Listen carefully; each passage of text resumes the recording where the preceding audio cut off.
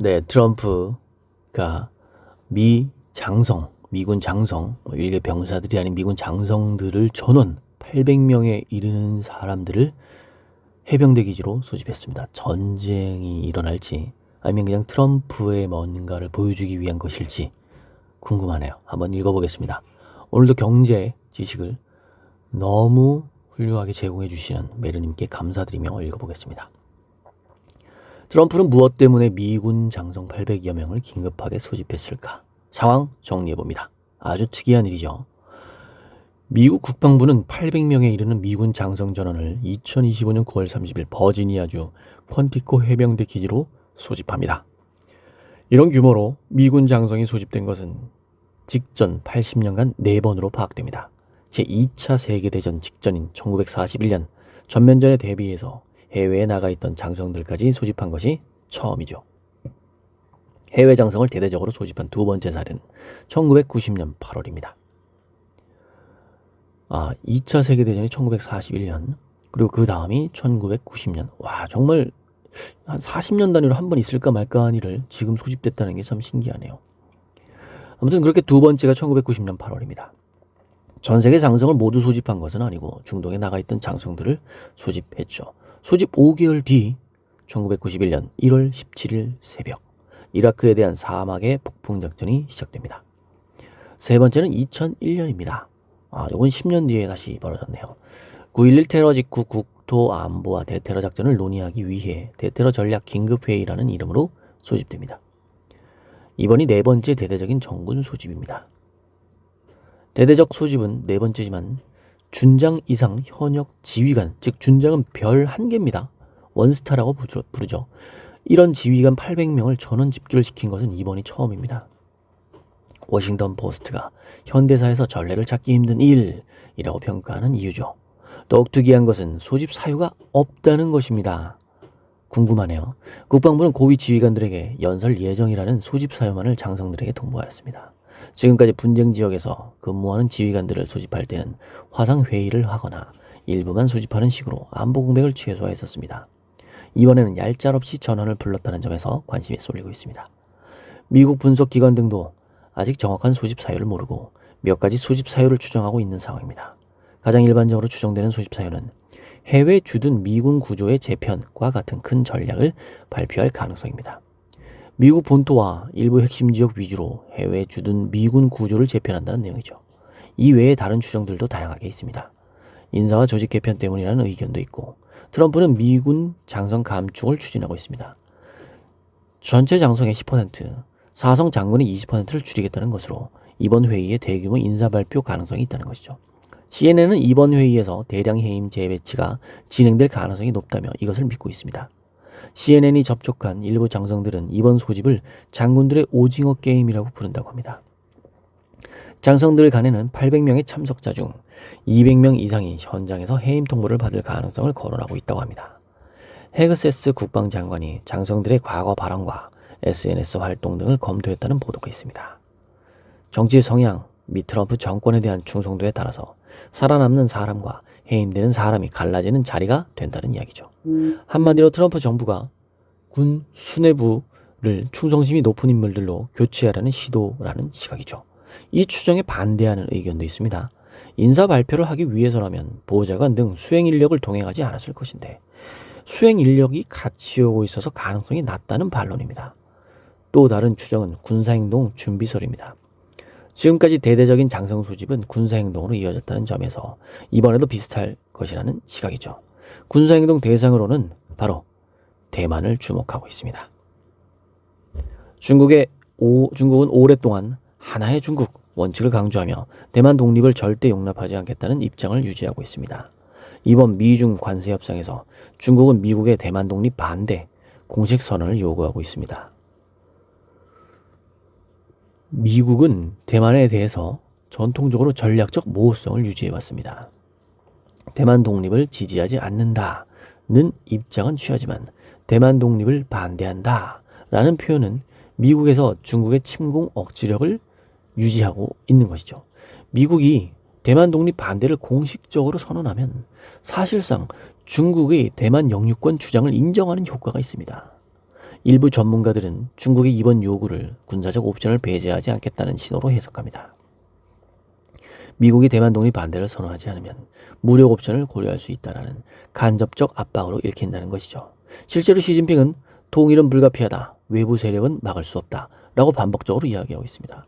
대만은 섬나라입니다. 중국이 대만을 점령하기 위해서는 병력과 군사장비를 실어 나를 상륙선이 대규모로 필요합니다. 미국 국방정보부 DIA이 작성하고 ABC가 입수한 보고서에서 중국은 민간 페리 선단을 군사적인 목적으로 늘리고 있다고 합니다. 민간 페리 선박을 무거운 무기를 견디도록 해주해서 탱크와 장갑차를 싣고 병력을 상륙시키는 상륙함 역할을 맡기겠다는 것이죠.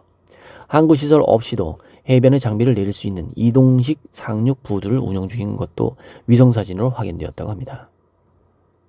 CSIS의 분석에 의하면 2023년부터 2026년간 76척의 대형 페리가 강화된 선체로 건조되고 있다고 합니다. 2025년 9월 5일 트럼프는 국방부를 전쟁부로 부르는 행정명령에 서명합니다. 트럼프는 전쟁부 행정명령 서명식에서 방어만 하고 싶지 않다, 공격도 원한다는 발언을 했었습니다. 최근 미국은 필리핀에 관심을 집중하고 있습니다.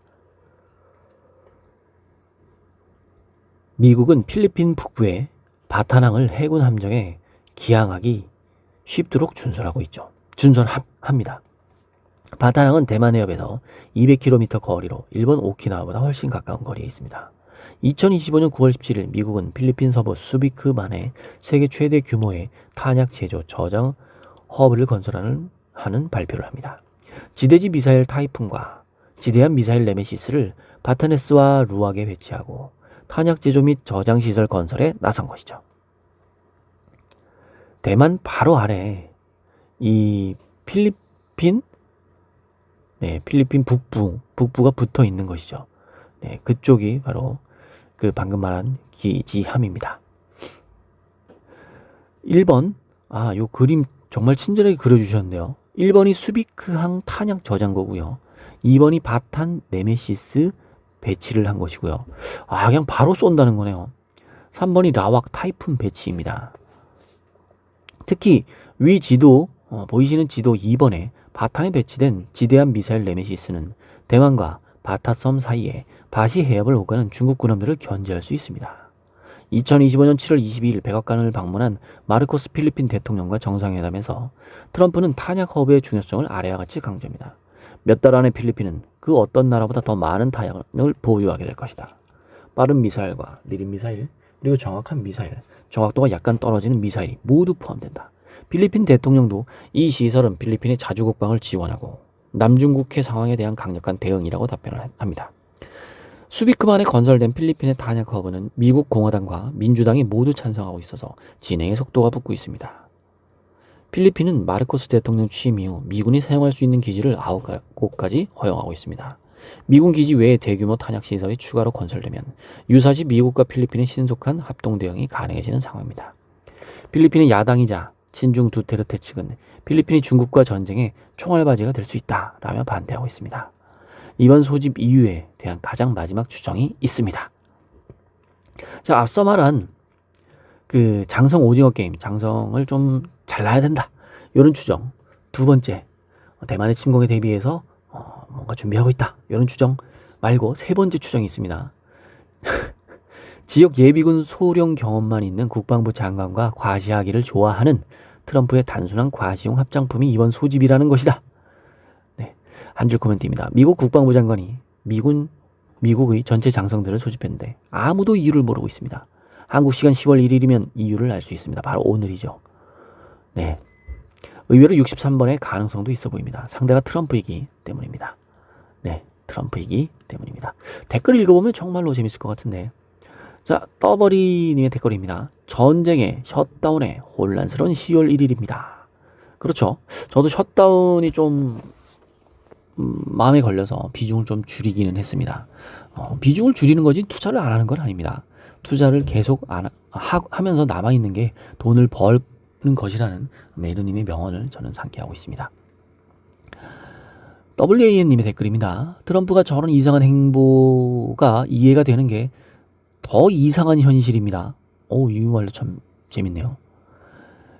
결국 800명이 넘는 장성들을 모아놓고 겁나게 자랑질 하는 거 아닐지 이렇게 네, 재밌네요. 자, 조금 더 댓글들의 글을 한번 읽어보겠습니다. 하늘님의 댓글입니다. 역사적으로 중국이 강성해지면 한반도를 비롯한 주변국은 항상 전란에 휩싸였죠. 이번 기회에 5호 16국으로 분할되기를 비나이다. 네, 분할돼도 문제고요. 합쳐져도 문제고 뭐 그런 것 같습니다. 자, 또 무슨 댓글이 있으려나요? 뭐 막 영화 시나리오 쓰시는 분들도 많고요. 여러 가지가 있네요. 심율님의 댓글입니다. 미국 국방부 장관이 지역 예비군 소령 경험만 있다고 비아냥거릴 거면 한국 국방부 장관이 방위 출신인 건 어떻게 생각하시는지. 이건 좀 이상한 댓글인가요?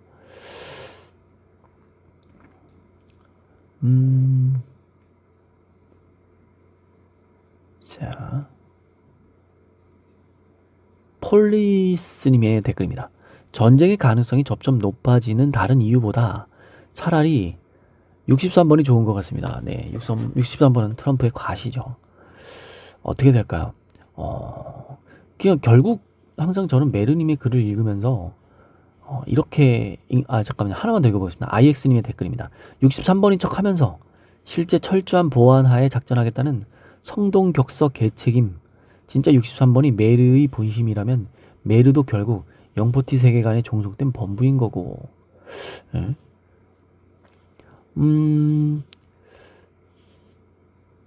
조금 전에 연설이 끝났대요. 요거 중요한 거죠. 자, 보세요. 반디님의 댓글입니다. 해고까지는 안 갔지만 정치 성향과 충성심에 대한 경고였습니다. 이게 영어로 되어 있는데 잠시만 한국어로 번역해서 한번 왜 장성들을 모았는지 읽어보겠습니다.